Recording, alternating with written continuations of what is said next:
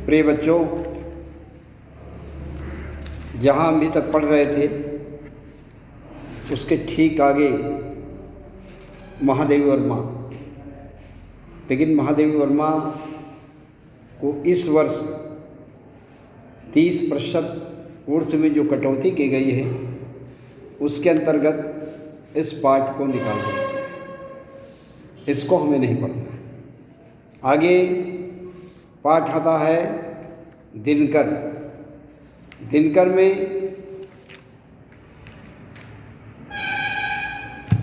पुरुरवा और उर्वशी का संवाद और उसके बाद अभिनव मनुष्य, ये हमको पढ़ना है। लेकिन पुरुरवा का जो खंड है उसको नहीं पढ़ना है और उर्वशी का जो परिचय है वहाँ से हमको पढ़ना है। संयोग से पुरुरवा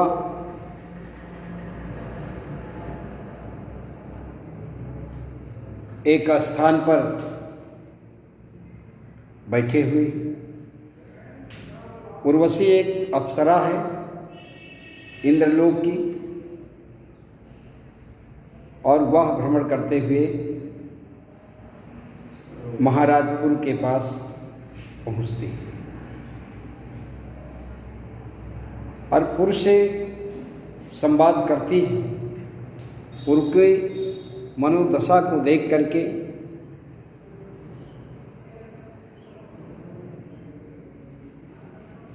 पुर से कई प्रश्न करते हैं, लेकिन प्रश्न उसका सटीक जवाब नहीं दे पाते हैं। बल्कि उर्वशी से कहते हैं कि उर्वशी, आज मैं स्वयं अपने पुरुषार्थ का वर्णन कहाँ तक करूँ। मैंने अपने जीवन में जो बड़े बड़े अत्यंत दुर्लभ कार्य किए उनकी कहाँ तक गणना बताऊँ। मेरे अंदर क्या पुरुषार्थ रहा है, मैं उसका क्या बखान करूं। लेकिन आज एक सुंदर स्त्री का प्रतिमूर्ति के रूप में जब हमारे सम्मुख उपस्थित हुई है, उसकी उपस्थिति मात्र से हमारे जीवन में अनेक प्रकार के प्रश्न निकल करके आते हैं, जिनका समाधान मैं स्वयं नहीं कर पाता हूँ और उसके विषय में सोच नहीं पाता हूँ कि आखिर हमारे मन में ऐसी हलचल क्यों हो रही है जो किसी निर्णय को निर्णीत स्थान तक ले जाने में सक्षम नहीं है। उर्वशी से पूछते हैं जब परिचय, तो उर्वशी देखिए क्या अपना परिचय देती है। उर्वशी खंड में देखो, पर क्या बोलूं क्या कहूँ, भ्रांति है देह भाव, मैं मनोदेश की वायु व्यग्र व्याकुल चंचल, अवचेत प्राण की प्रभा चेतना के जल में, मैं रूप रंग रस गंध पूर्ण साकार कमल। देखिए यहाँ पर उर्वशी अपना परिचय देती हुई कहती है कि आय पुर, मैं अपना परिचय क्या दूँ। मैं प्रत्येक मानव के हृदय में निवास करने वाली एक ऐसी प्रेम रूपी शक्ति है जिसको हम अपने मुखारबिंद से क्या वर्णन करें। मैं अत्यंत व्यग्र हूँ। प्रेम जब व्यग्रता को होता है तो वो मिलन की ओर छटपटाता है। मैं अत्यंत व्यग्र और व्याकुल होकर के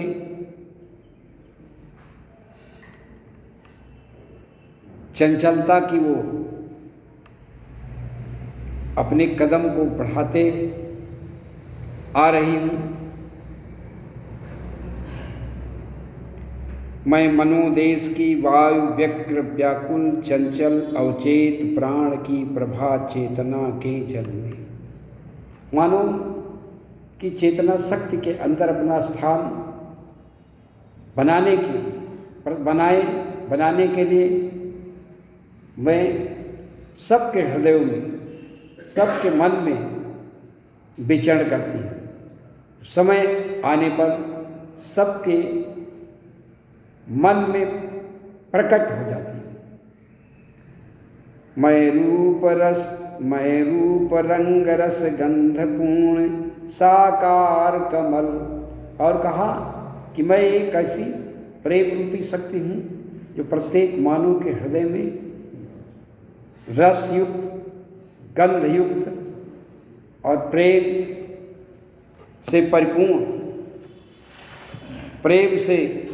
परिपूर्ण जिस प्रकार से एक कमल खिलता है, सुंदरता का प्रतीक, ठीक उसी प्रकार से प्रत्येक मानव के हृदय में मैं निवास करने वाली एक कमल के समान हूँ। मैं नहीं सिंधु की सुता, तलातल अतल वितल पाताल छोड़, नीले समुद्र को फोड़ शुभ्र झलबल फेनांसुक में प्रदीप्त, नाचती उर्मियों के सिर पर मैं नहीं महातल से निकली। और कहा कि देखिए, ना तो मैं किसी सागर की पुत्री हूँ,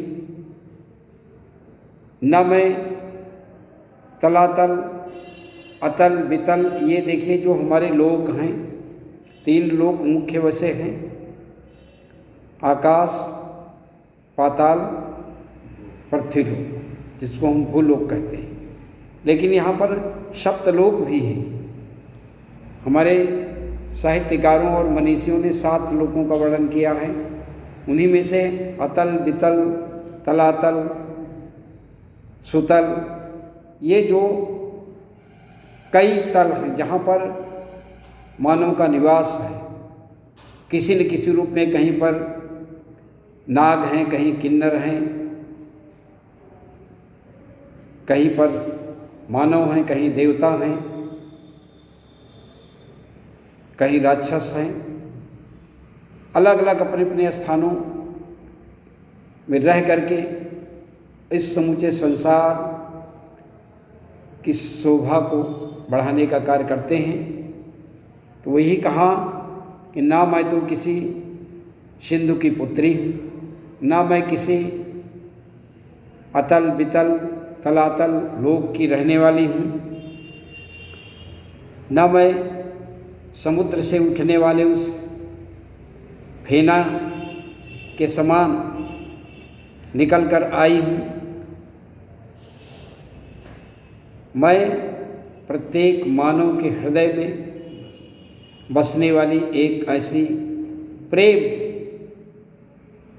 रूपी पथिक हूँ जो समय आने पर प्रत्येक मानव के हृदय में वह प्रस्फुटित हो जाती है। मैं नहीं गगन की लता तारकों से पुलकित फूलती हुई, मैं नहीं व्योमपुर की बाला विधु की तनया चंद्रिका संग, पूर्णिमा सिंधु की परमोज्ज्वल लाभा तरंग, मैं नहीं किरण के तारों पर झूलती हुई भू पर उतरी। और देखो क्या कहा, और कहा कि मैं इस गगन मंडल की कोई ऐसी लता नहीं हूँ, ना ही मैं तारक दलों से अर्थात नक्षत्रों के समूह से निकल करके आई हूँ, ना मैं इस गगन मंडल की कोई बाला हूँ। बाला का मतलब होता है बालिका। मैं इस व्योमपुर, व्योम माने आकाश होता है। मैं आकाश मंडल की कोई ऐसी बाला हूँ, ना चंद्रमा की पुत्री हूँ विधु तनया, ना मैं चंद्रमा की पुत्री हूँ जो चंद्रिका के समान मैं अपनी धवलता को प्राप्त हो रही हूँ। पूर्णिमा सिंधु की परमोज्वल आभा तरंग, और ना मैं जिस प्रकार से पूर्णिमा की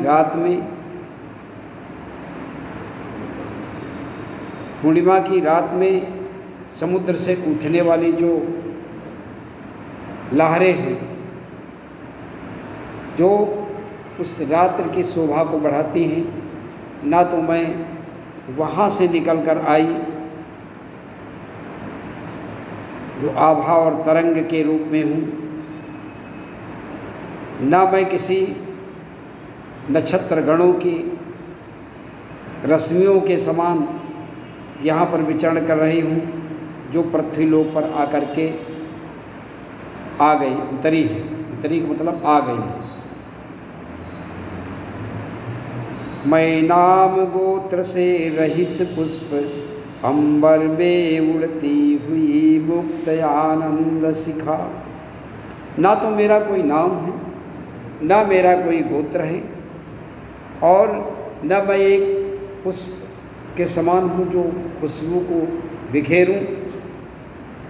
मैं अंबर से उड़ती हुई मुक्त आनंद शिखा इति वृत्तहीन सौंदर्य चेतना की तरंग, सुर नर किन्नर गंधर्व नहीं प्रिय मैं केवल अप्सरा। और कहा, ना मैं आकाश मंडल पर उड़ने वाली, सबके मन को आह्लादित करने वाली एक शिखा के रूप में हूँ, ज्योति के रूप में हूँ, और न मैं कोई सौंदर्य और चेतना का आकर्षण हूँ, न मैं किसी देव, नर, किन्नर और गंधर्व की पुत्री हूँ। मैं केवल एक अप्सरा हूँ।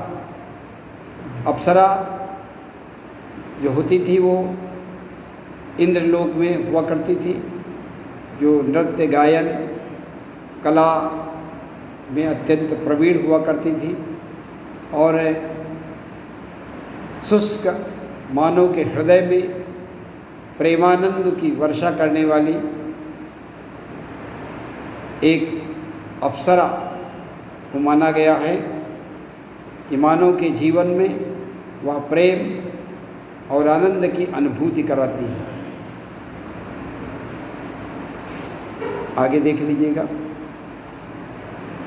नारी की मैं कल्पना, और कहा विश्व नर के अतृप्त इच्छा सागर से समुद्भूत, जन जन के मन की मधुर वन्नी वन्नी प्रत्येक हृदय की उजियाली।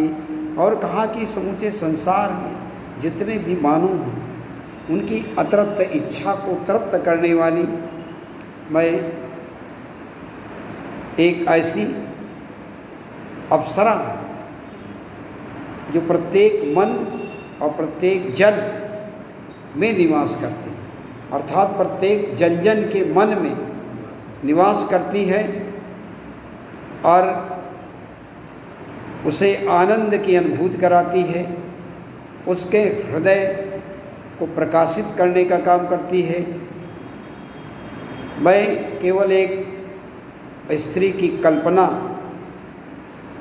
नहीं, अर्थात प्रत्येक मनुष्य के हृदय में अस्थायी निवास करने वाली एक प्रेम और सौंदर्य की प्रतिमूर्ति हूँ। थोड़ा सा बचा बस, एक 2 लाइन 4 लाइन। विषधर की फण पर अमृतवर्ती उद्भत यदम्य बर बर बल पर, रूपांकुश क्षीण मृलाल तार मेरे सम्मुख नत हो रहते गजराज मत, केसरी सरब शार्दूल भूल निज हिंस्र भाव, ग्रह मृग समान निर्वेश अहिंस बन कर जीते। और उर्वशी कहती है कि मैं जब प्रत्येक मानव के हृदय में इस प्रकार से अपना प्रेम रूपी बीज को जन्म दे देती हूँ, चाहे वो कोई भयंकर पशु हो, चाहे भयंकर जीव जंतु हो, लेकिन वह जो प्रेम का अंकुर मैंने उसके हृदय में जागृत कर दिया तो वह अपने स्वाभाविक वैर भाव और क्रोध को त्याग कर हमारे वशीभूत हो जाता है। हमारे अनुसार ही उसकी क्रियाकलापें होती है, मेरा ही उसके मन पर अंकुश होता है और मेरे सम्मुख चाहे वो सशक्त पशु सिंह हो, चाहे विषैला सर्प हो, चाहे वो जंगल का राजा केसरी हो, चाहे वो मानव हो, चाहे जिस योनि में जन्म लेने वाला है, लेकिन मैं उसके हृदय में प्रेम का अंकुर इस प्रकार से जागृत कर देती हूँ कि वह अपने जीवन के स्वाभाविक वैर भाव को त्याग करके वह अहिंसक के रूप में अहिंसक हो जाता है, हिंसा का भाव त्याग देता है। ये उर्वशी के द्वारा ऐसा संदेश पूर्व को दिया गया। आज मैं इतनी ही बात यही समझता हूँ।